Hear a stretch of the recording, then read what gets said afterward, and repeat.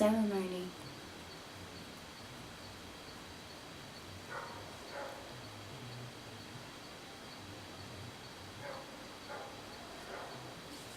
When you're having a bad day or a bad week, you've been surrounded by negative energy, or feel like you're moving through something and there's stuff that's stuck and needs to shift, I find that it's beautiful to come into the realms of ritual and magic and meaning. I've had a pretty intense week this week. I feel quite exhausted and lethargic, and I'm feeling this internal stirring in my womb coming up, and there's lots of stuff coming through at the moment, and I feel like I'm just trying to keep up and do the best that I can. So I had a very intense day today, just particularly with the heat of summer coming through, and I felt it was necessary to take the time out tonight to enter into a little ceremony and a ritual and offer my prayers to the world, and also for my own dreaming, to really be this open vessel and container for it to come through clearly, really clear channel, because it's profound. There's like, it's huge, and it's slowly trickling through, and I'm offering my prayers tonight for guidance in being able to express it as clearly as I can and efficiently as I can, while not burning myself out, because I get quite excited sometimes when I'm in this big stir. It's like, get stuff done, and really need to pull back and just be really gentle with myself. So that's what's coming through this week. I was thinking about these talismans that some friends had given me, or some beautiful sisters had given me just before Maya was born. And one of them is on my altar. It's an emu egg. And I was coming into the medicine of the emu. I was doing some research on it tonight, and I caught myself laughing quite loudly in the living room. So it's quite timely for what's actually transpiring in my life at the moment, with where I'm being called to step up and to serve in the best way that I can with the energy that I wield. And the medicine of the emu, what it was telling me tonight, was to step up and get the job done as quickly as possible. You know, emus are pretty fast runners, eh? So this emu egg is so beautiful. It was given to me by a dear sister of mine from her grandmother's country. And when it was placed in my hands on my blessing way, I was really taken aback. This is probably one of the most magical gifts that I've ever received, and I felt really humbled and didn't really quite feel worthy in that space to be holding this beautiful egg, this container of potential, dreaming and magic. The hard shell, that's amazing. It's probably as big as my head. So feeling into the energy that runs through this egg, I really feel to embody the best intentions and expression that I can to do this gift honor, to really hold it and weave with it what's really beautiful is I was working on a logo this week for Wise Woman Dreaming. And what's coming through was the egg really, really strongly, and there's some other medicine and sigil magic in my logo. And yeah, what the egg represents to me personally is potential and protection and the unknown also, you know.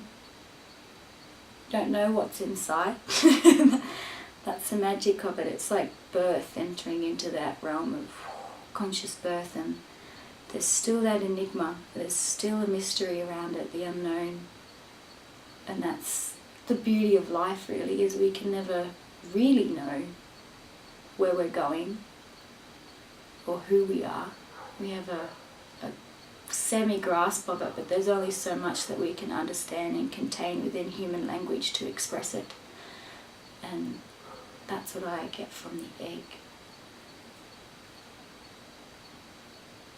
Some other beautiful medicine I got, which is outside at the moment, is a seal bone, and which is from New Zealand, and some horsehair. And the horsehair, from my understanding, was given to a dear sister of mine from a wild horse that came onto her property to die. And I was like, whoa. And these were two gifts that she imparted to me. It was about a week before Maya came into the world, in this very room actually.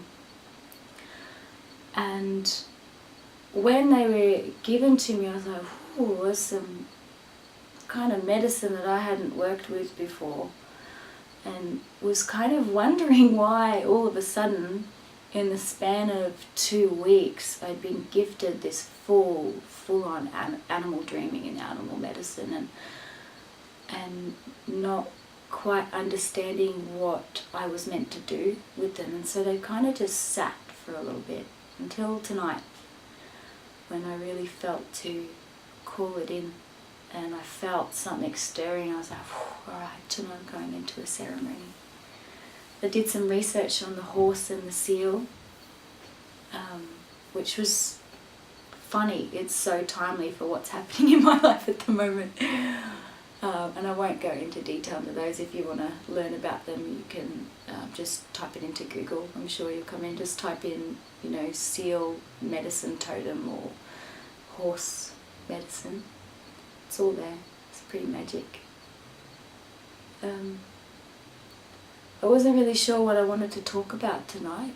I was like, oh, sunbirds were nesting, and I was like, well, I talk about conscious co-creation or collaboration, and then tonight I was like, I just feel kind of a little off. My equilibrium is just, kind of so-so.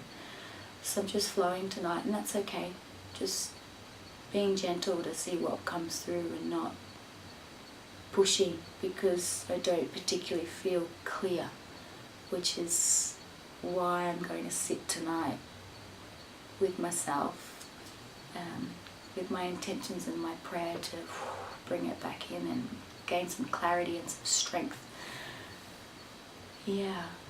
What was really funny this week was the bird tribes were coming in so strongly, particularly with the sunbirds starting to nest on the deck. And then I took a drive out to Mariba, and I had probably about 4 or 5 hawks swoop right over my car, and a couple of smaller birds, which I'm not sure what they were. And then when I dropped my daughter off at prep the other day, one of her classmates had a little shirt on it, and he turned around and there was a little stamp on the back that said bird tribe. And I just cracked up laughing. So I've been feeling the energy that there's some wings coming my way, and knowing that I have to enter into the realms of initiation to be worthy to hold that medicine in my hand. And I was driving down the mountain a couple of days ago, and I'd seen a hawk that had been struck, and I was like, oh, it was just a reminder. I was feeling into it, and I was like, no, that wasn't mine to take. And yeah, just kind of weaving in, just kind of wondering and being ready and open, so that when the time comes to go into that full deep gratitude for the animal, and to be able to sever the wings in really beautiful ceremony and connection with the energy and the spirit that comes through that, to be able to use that in ceremony. And I know a few people that have taken that rite of passage before, and I'm kind of excited and nervous at the same time, because I feel it's coming soon, and just like, oh, not really knowing what's going to come about it, but knowing that it's going to be profound, and finding my journey as I'm peeling back the layers of myself and this sense of self here into this energetic imprint, or this spirit that is an underlay, this wise woman that comes through. I'm learning and cultivating more and more tools to step into that and just walk that path with clarity and with purpose and with meaning, and coming from a really, really deep heart space. Because the energy that comes through, she's profound. And she scares me sometimes, because it's like, whoa. Most of the time when I open myself up and the energy comes through, I'm kind of in two realms. I'm like contained here in the operating system that's allowing it to come through, but then there's part of my consciousness that's just outside of myself, being witness to what's unfolding. And when I come back into my body, it's like, whoa, wow, I've learnt something valuable. And most of the time I'm learning as well as teaching. Like, it happens simultaneously. It's really hard to explain unless you've experienced it yourself before, but sometimes even if I'm teaching or coaching somebody or helping somebody through really deep processes, things come through and it doesn't end up being for them. It ends up being for me, and I learn a lot of medicine in that. And I was having this discussion with a friend of mine the other day, because she operates very similar to me, kind of a Scorpion sister. You know who you are. Hello. And we were talking along those lines of, when you realise that you're being spoken through and you're being sung, and going on that journey and just allowing yourself to be that clear channel and just being open, whatever. There's like no judgment, there's just no nothing. It's just complete pure channel.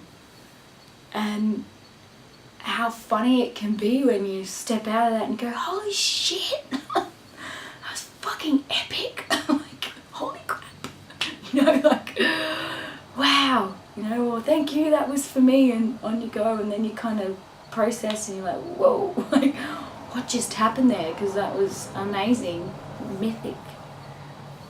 And I'm finding myself in these realms more and more at the moment. It's really cool. It's really cool because, I feel there's this like full realignment happening in my body. Like, there's this catharsis going on inside between my physical body and my emotional and spiritual body. There's an evolution happening, and I'm in this flux at the moment. Like, it's not chaos, it's just so much going on and so much to do, but yet everything's really simple, but it's not. And I'm like in this kind of conflicting state between what I'm here to do, and then what I'm here to do as a mother, and then as a partner and a lover, and then my journey towards myself and my own evolution. It's like, wow.